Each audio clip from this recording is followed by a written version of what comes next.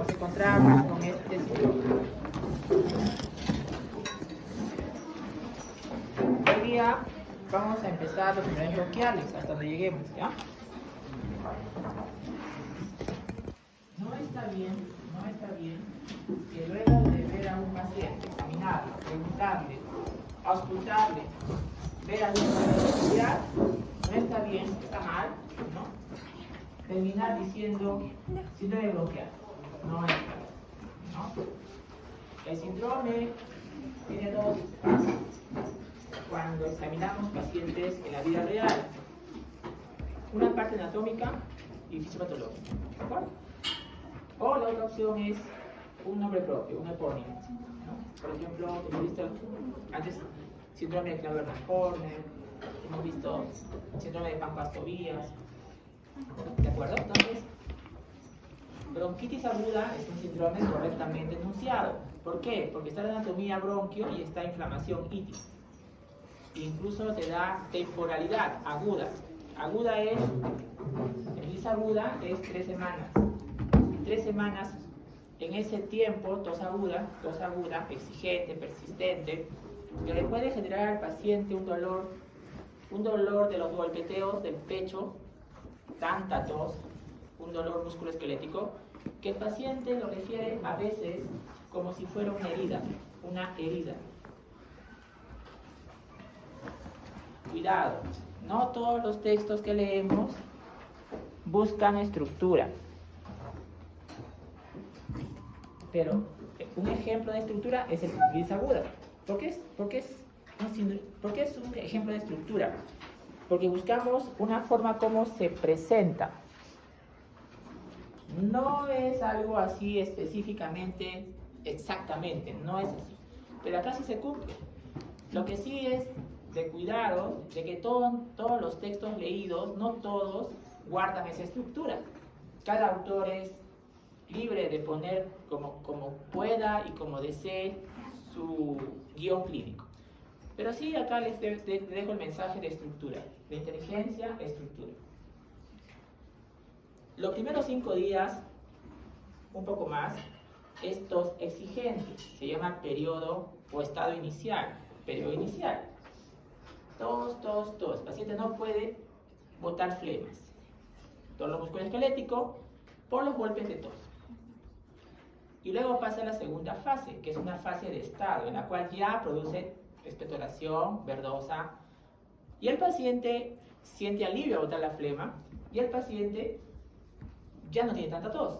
Y como ya no tiene tanta tos, el dolor musculoesquelético torácico disminuye. Vean esas dos fases. Cuando vemos pacientes bronquitis aguda, no todas las veces se presentan estas fases, pero buscamos el guión. Reconozcamos el guión, ¿de acuerdo? Estrategia diagnóstica. Sepamos cómo se mueve el proceso mórbido. La bronquitis aguda mayormente es viral. De 10 bronquitis agudas, 6 son virales. Entonces, las esperamos en los pacientes en los cambios de estación. Ahí más vemos este proceso. Puede ser que se resuelva sola, o sea, se autolimita, sin acción de nosotros los médicos. Es posible, ¿ya? No olvidar, bronquitis aguda, el guión que acabo de mencionarles. Ojo. Si en el examen físico encontramos signos de condensación, ya no es bronquitis aguda. Ya no es. Pero doctor, tenía el guión, mira, usted su primera fase de inicial, su fase de estado, sí, pero ya no es, pues, si tienes matidez, tienes crepitante, tienes pectoriloquia, ya no es bronquitis aguda. Tendría que buscarse otro diagnóstico, ¿de acuerdo? Ya no se insiste en ese diagnóstico. ¿Por qué? Porque una bronquitis aguda, por definición, no hay condensación. ¿Ya? Es algo excluyente. No olvidar, cambio de estación. Mayormente viral. De 10, 6 son virales. Cuando se han hecho pruebas rápidas acá en nuestra ciudad, en nuestro hospital regional, en emergencia, hace tiempo con Cayetano Heredia, se encuentra en hisopado nasal o faringio, influenza A, influenza B, parainfluencias, ¿no? Rinovirus, ¿de acuerdo? Cuidado, de 10, 6 son virales, pero puede haber otros patógenos que generen bronquitis aguda. Por ejemplo, las bacterias atípicas, por ejemplo, Mycoplasma, Clamidia. ¿Por qué le llamamos atípica? Porque además de los síntomas respiratorios, puede existir síntomas extratorácicos, ojo, síntomas extrarrespiratorios. Esta bordetela bronchiséptica se sospecha cuando son los amigos animalitos de los perritos de las perreras y vienen con tos. Si hay contacto con perros, podemos sospechar este microbio. También puede haber una sospecha de una bronquitis bacteriana, sobre todo en pacientes que tienen procedimientos invasivos, ¿no? Por ejemplo, traqueostomía, intubación, etc. Entonces, no olvidar, cuidado, acá también hay otro problema más, de poner apellidos a los síndromes. No está mal. Lo que quisiera es que no se confundan. ¿A qué voy? Que existen bronquitis aguda con broncoespasmo, bronquitis aguda sin broncoespasmo. Y ojo, eso es importante que tengan presente que no solamente es con bronquitis aguda, puede ser cualquier otro síndrome. O sea, puede haber bronquitis aguda que sirva más con broncoespasmo, bronquitis aguda que no sirva. ¿De acuerdo? Ahora bien, el IPA es normal, pero es bueno recordar que roncante significa inflamación de mucosa bronquial. O sea, si nos encontramos roncante, sumaría en el contexto que estamos estudiando en bronquitis aguda. Pero el roncante es un signo que puede estar en otros síndromes. Y puede decir, doctor, pero yo he leído acá en Argente que el roncante está en condensación exudativa. Y usted dijo, ¿no?, que no puede haber bronquitis aguda signos de condensación. Sí, pero roncante no da la talla para decir que si está roncante es condensación exudativa necesariamente. No. Lo estamos diciendo. ¿Cuáles son los signos definitivos de condensación? Crepitante, matidez, pectorilón. Pero roncante está en bronquitis aguda, ¿sí? Y si está roncante ahí, yo puedo asegurar que tiene condensación. No necesariamente. Tendríamos que ver contexto. Cuidado con el roncante. Si está ahí y tiene este guión, es parte de la bronquitis aguda. Cuidado. Ahora bien, existen bronquitis agudas que son contagiosas por los microbios. Por ejemplo, la tosferina, ¿no? Son 5 golpes de tos con un estridor inspiratorio. O sea, cough, cough, cough, cough, cough. Cough, cough, cough, cough. O puede tener también la tos mortoniana, con vómitos, post-tos. Entonces, ustedes tienen que reconocer el tipo de tos. Claro, si tosen en su consultorio, pónganse una mascarilla porque es contagioso. ¿De acuerdo? Pero si tos, cough, cough, cough, o te enseña el video, mira, acá, así toso, ¿no? Entonces, es posible que esa bronquitis aguda sea por tosferina.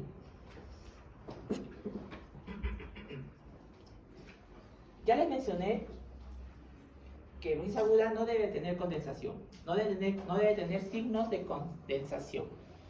¿Cuáles son los signos de condensación? Matidez, egofonía, respiración bronquial, ¿no? Respiración bronquial, que estaría bien encontrarlo a este nivel normal, pero no aquí atrás. O sea, tengan cuidado también en el contexto donde el signo está normal, respiración bronquial, normal aquí, pero es patológica y suma condensación cuando está en las bases pulmonares, por ejemplo. Claro, si sospechas, aquí va también otro mensaje importante. Bronquitis aguda es importante. Bronquitis aguda, la placa es normal. Ojo, repito, si el guión clínico que ustedes están estudiando es bronquitis aguda, como ya se dijo, la placa es normal. Entonces, si la placa es normal y solamente bronquitis aguda, entonces ¿para qué le voy a pedir una placa? No tendría sentido. Salvo que el paciente tenga signos que no sean bronquitis agudas. o tenga una comorbilidad, o sea, de un grupo etario de riesgo. Ya vamos a ver eso.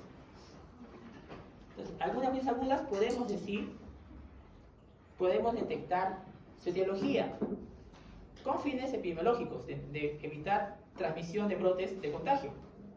Como ya se mencionó, el virus de la gripe, vacúnese, Rotella pertussis, tosferina, ¿no? Tratamiento inmediato, aislamiento, porque es contagiosa. La bordetela bronchética de los perritos, de las perreras, micoplasma y clamidia atípicos. Entonces esperaría en esos microbios manifestaciones extratorácicas.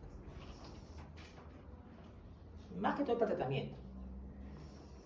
El diagnóstico, cuando dicen, es clínico. Cuando ustedes escuchen eso, es anamnesia, examen físico. La placa de tórax, ¿cuándo se pide una placa de tórax? ¿Cuándo sospechas condensación? O el paciente tiene una comorbilidad. Up to date, esta revisión es up to date, revísenlo, están up to date. ¿No? Signos vitales anormales, taquicardia, taquipnia, fiebre, desaturación. La placa es mandatoria. Condensación ya se mencionó.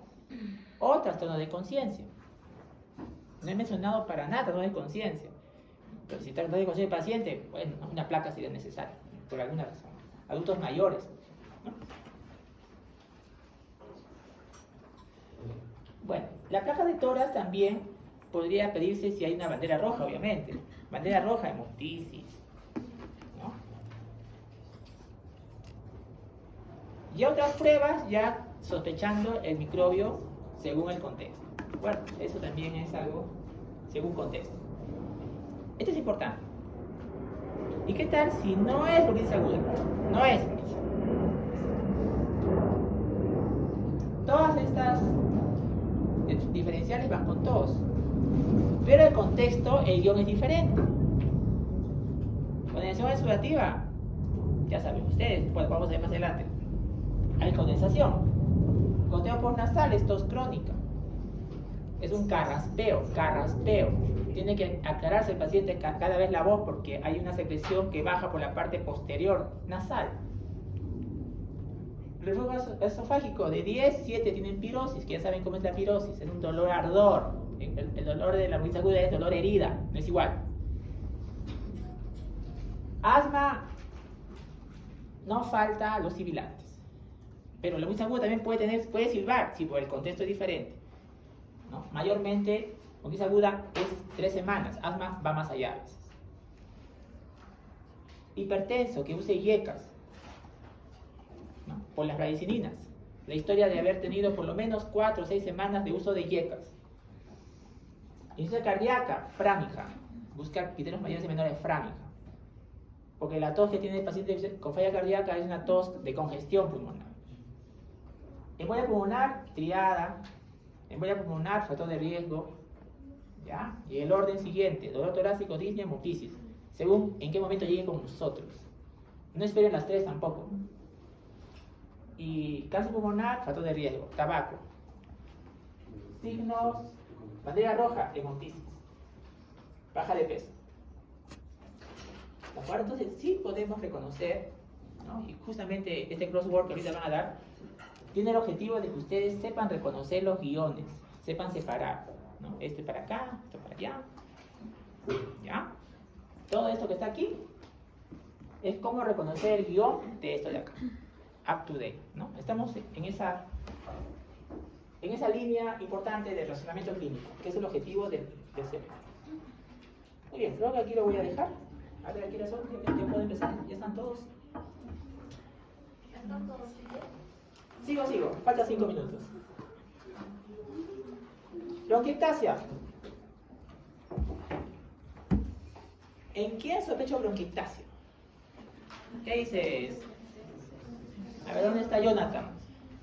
Hay que esperar a Jonathan también. Jonathan, ¿en quién sospecha bronquiectasias? ¿En quién sospecho bronquiectasias? En nuestro país, generalmente de personas que han tenido contacto con pacientes de TBC. Claro. Antecedente de tuberculosis, ¿de acuerdo? Cualquier infección que haya dañado en algún grado moderado o severo los pulmones. Perfecto. COVID, tuberculosis, internaciones, bronquiectasia, ¿ya? ¿En quién más sospecho bronquiectasia? Mira, sospecha es aquella persona que viene y te dice, doctor, yo al año tengo frecuentes resfríos, sospecha bronquiectasia. Pero también puede ser alergia, doctor, puede ser alergia también. Pero si está con infecciones respiratorias frecuentes, sospecha bronquiectasia. Eso del esputo, tengan cuidado. Ya los que interactúan con nosotros en medicina respiratoria saben que hay 3 fenotipos. 3 fenotipos, lo menciono también el grupo expositor, me alegra. Eso tiene ya en la web, tiene 8 años ya. Los fenotipos de bronquiectasia. 8 años, jóvenes, antes que ustedes fueran cachimbos. No es de ayer a ayer. ¿Ya? Los 3 fenotipos de bronquiectasia que deben tener presente para que no invaliden la sospecha. El fenotipo infeccioso, el fenotipo hipersecretor y el fenotipo exacerbador. Esos 3 lo tienen que saber. ¿Para qué? Para que no se queden fijados en que si no hay expectoración bronquiectásica, entonces no es bronquiectasia. Falso. La expectoración bronquiectásica está en el fenotipo hipersecretor. Ahí. ¿No? ¿Y cómo es la expectoración bronquiectásica? Lo hemos dicho, ¿no? Es abundante, broncorrea a veces, más de 100 cc por día. Y el dolor es ayeso. ¿Cómo? El dolor es ayeso. Olor mojado, adherente, 3 capas, posicional, matinal. Se acompaña de hemoptisis. ¿De acuerdo? Muy bien. Entonces, puede tener obstrucción al flujo aéreo. Es decir, como la bronquitis aguda, puede silbar. Claro, pero doctor, entonces, ¿cómo hago? Allá, pues tienes que identificar. Es de bronquiectasia, síndrome y si hay un síndrome adicionado. No son excluyentes. Hay bronquiectasia que silban y que no silban. ¿De acuerdo? Ahora, cuando tenemos el guión clínico, como dijo Jonathan, complementó, ¿cuál es su nombre? Adriel. Disculpa, no te he visto. En todo caso, Adriel. En todo caso, con guión clínico y con una buena examen físico, tú llegas a +1. +1. No llegas a +2. ¿Por qué? Porque la bronquiectasia, la definición es imagenológica. No solamente definición de que sí es +2, sino también puede ser que sea lo contrario, que sea -2. Si no encuentras el átomo, si justifica, bronquiectasia no es, pues no es ya. Ya no le busques más. Esos signos, eso es por otra razón. ¿De acuerdo? Entonces, no olvidar que la definición es imagenológica. Bueno, la bronquiectasia, cuando dicen que aumenta con la edad, esta es también revisión up to date, ¿no? Entendemos de que puede haber en algunas personas predispuestas algún grado de bronquiectasias, de tracción, por tractos fibrosos, de diferente naturaleza, mayormente patológica, ¿no? Para que exista bronquiectasia, ¿cómo lo define, por ejemplo, Llanos? Dice, es una inflamación necrosante de la mucosa bronquial. Inflamación necrosante. Para que exista eso, tiene que haber una injuria. Y mayormente la injuria es infecciosa. Y hay un ciclo vicioso que se llama el ciclo de Cole. C-O-L-E, ciclo de Cole. ¿Qué cosa es eso? Inflamación de la mucosa bronquial con infección, destrucción, y vuelve el ciclo vicioso. Infección, inflamación, destrucción. Infección, inflamación, destrucción de la mucosa bronquial. Lo cual hace que se genere una dilatación. Bronquiectasia, dilatación. Es un síndrome tan famoso como la bronquitis aguda que lo van a volver a ver en clínicas como síndrome. ¿Ya? Entonces, sí es importante reconocer que este proceso inflamatorio genera que las secreciones bronquiales cambien su estructura y su cantidad, ¿no? El aclaramiento mucociliar se altera en algún grado. ¿Y cómo se explica ello? Existen inflamación de la mucosa bronquial, leucocitos, sobre todo neutrófilos, que en sus vesículas tienen unas proteasas, elastasas. ¿Qué hacen las elastasas? Destruyen la elastina, ¿ya? Generan los famosos free radicals, superóxido, peróxido de hidrógeno y citocinas inflamatorias, lo cual genera inflamación de la mucosa bronquial, edema, ulceración, ¿no? Y neovascularización. De ahí que las bronquiectasias a veces generan hemoptisis.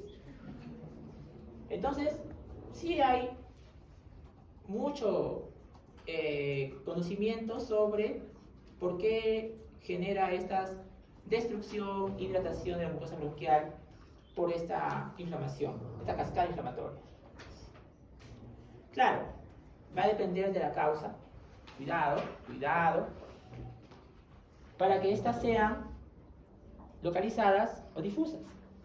Va a depender también de la concentración de leucocitos en el lugar injuriado, que cuando, dijimos la vez pasada, que cuando se destruye el leucocito, expone su ADN. Y eso es lo que vemos en las coloraciones. Las mucinas, también en las primeras clases dijimos que las dos más frecuentes son la MUC5AC y la MUC5B. Las dos están afectadas, las dos, ¿no? Las dos aumentan su volumen.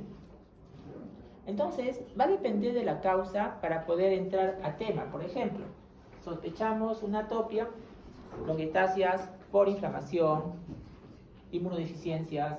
Sospechamos CFTR, fibrosis quística. Sospechamos alguna alteración de la deficiencia de vitamina que tiene que ver con el sistema inmune. Entonces, es muy variable. Va a depender de caso por caso. Aquí la lista Today te da una pincelada de las causas. Por ejemplo, cuerpo extraño. Un cuerpo extraño en vía aérea puede generar bronquiectasis. Fibrosis quística, lo hemos hablado en las primeras clases de reventón mucociliar. Fue pregunta de parcial también. Síndrome de Jung, ¿no? La triada que el grupo dijo la vez pasada, ¿no? ¿Cuál es la triada? Sinusitis. ¿Qué más? Bronquiectasia y infertilidad. ¿De acuerdo? Síndrome de Jung. ¿Ya? Enfermedades reumáticas. Enfermedades reumáticas, jóvenes. Miren, enfermedades reumáticas es como factor de riesgo de bronquiectasia. Mira. ¿Ya? Esto lo hemos revisado también. Incidencia primaria, cuando los cilios son inmóviles y pueden generar desde los cilios nodales problemas en la ubicación final de los órganos internos. Infecciones pulmonares, por supuesto, ahí está tuberculosis, como dijeron por ahí, ¿no? También los hongos también pueden generar bronquiectasia. Entonces, ustedes van a tener que tener presente esta lista y más según el caso que están estudiando. Entonces, UpToDate te dice, bueno, ahí tienen las causas: obstrucción bronquial adquirida, ¿no? Defectos anatómicos, congénitos, linfáticos o inmunodeficiencias, ¿no? Y según el caso, estudias y propones un diagnóstico, A+2. Aclaramiento de desviaciones anormales. Tenemos fibrosis quística, que ya mencionamos, y otros trastornos menos comunes, ¿no? Entonces, cuando vamos a la historia clínica, tenemos que revisar los antecedentes. Si ha tenido a temprana edad infecciones severas que hayan generado estas dilataciones bronquiales, ¿no? Microbios que sean muy destructivos, también tenemos que sospechar, ¿de acuerdo? Y otras infecciones, por supuesto, contextual. La historia respiratoria es un modelo de historia clínica que se basa mucho en el contexto. Los grupos que están con nosotros, de repente un poco se marean con tanto contexto, ¿no? Que solamente con historia nomás, nada más con historia, tenemos ya postulando hipótesis diagnósticas. Solamente con historia, ¿no? En la parte clínica, ya mencionaron las características de la expectoración. Cuidado, en bronquiectasia existe las bronquiectasias secas. Ahí es donde uno sospecha hemoptisis a veces, recordando los fenotipos, ¿no? También, la bronquiectasia, como ya se dijo, puede generar sibilantes a veces, ¿no? Esto es importante. Este dato es crucial, dato clave, recuerden. Si el paciente dice, doctor, yo tengo bronquitis repetidas, a veces le confunden entre comillas resfriados, sospechen alergias también si desean, pero también sospechen bronquiectasia. ¿Ya? Cuando las bronquiectasias son difusas, bilaterales o extensas, pueden generar compromiso cardíaco. Otra vez, cuando las bronquiectasias son difusas, extensas, puede generar compromiso cardíaco. ¿Cómo? Pues al generar una bronquiectasia extensa, puede generar que exista hipertensión pulmonar. Por el problema de las presiones, que ya se dijo varias veces, que los factores se alteran, tanto el flujo como la resistencia. Y la hipertensión pulmonar va a generar crecimiento del corazón derecho y disnea cardíaca. Eso se llama cor pulmonar. Nada más, a secas. Antes se decía crónico, pues ya no. Cor pulmonar. ¿Está bien? Pero cuidado, escuchen, escuchen, apunten. Cuando las bronquiectasias son extensas. ¿Ya? Si son chiquititas, nada, ¿ya? Nada, ¿ya? Cuando son extensas. Y poliglobulia puede generarlo. ¿Por qué lo puede generar poliglobulia? ¿Dónde está la agregada? Paola. ¿Por qué una bronquiectasia extensa puede generar poliglobulia? Porque para tratar de compensar el espacio que se está dilatando, hay producción de lo que es más glóbulos rojos para llevar más oxígeno. ¿Pero quién lo genera? Eritropoyetina, doctor. La eritropoyetina, correcto. Que se activa por la hipoxemia. Entonces, 4 y 10 empieza el crossword. Me quedan 2 minutos. ¿Está bien? Esta es la parte clínica. Esto es up to date, todo lo que se puede encontrar. Si encuentras todo esto, entonces dicen, amigos, amigas, el paciente tiene de libro floridamente todo, porque en la realidad, vida real, solo hay un porcentaje de esto en el paciente. ¿Ya? Claro, recordar que la tos no falta en bronquiectasia, ¿no? Tos, esputo, disnea. Y según el caso, según el fenotipo, te da también qué tipo de signo puede aumentar o disminuir. ¿Ya? Y los daños físicos es secreciones. Si es un hipersecretor, entonces va a haber sucrepitante. Puede ser que haya adicionado una obstrucción de vía aérea, vas a encontrar sibilante. Si son extensas, otra vez, no basta saberlo. Métele el dato de extensión. Si es extensa, entonces va a haber acropaquias. Porque si es chiquitita, ¿no? Estuvo al costado del médico trabajando y le da una tosecita, baja de peso, corre, me cae en puto, no hubo ninguna chiquitita, así es la bronquiectasia, de medio centímetro de diámetro, no hace nada, nada. Entonces, acropaquias es cuando es extensa. En el contexto de una bronquiectasia extensa, ¿ya? Si es el caso, solamente bronquiectasia. Y creo que ya, hasta que me pasen los exámenes, creo que ahí nos vamos a parar. Buena suerte. Ya guarden todo.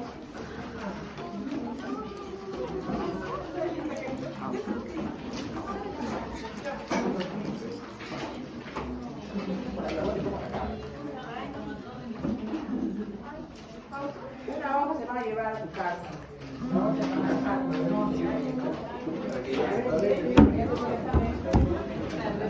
la del cuadrito me lo dejan con mi nombre para calificación. Gracias.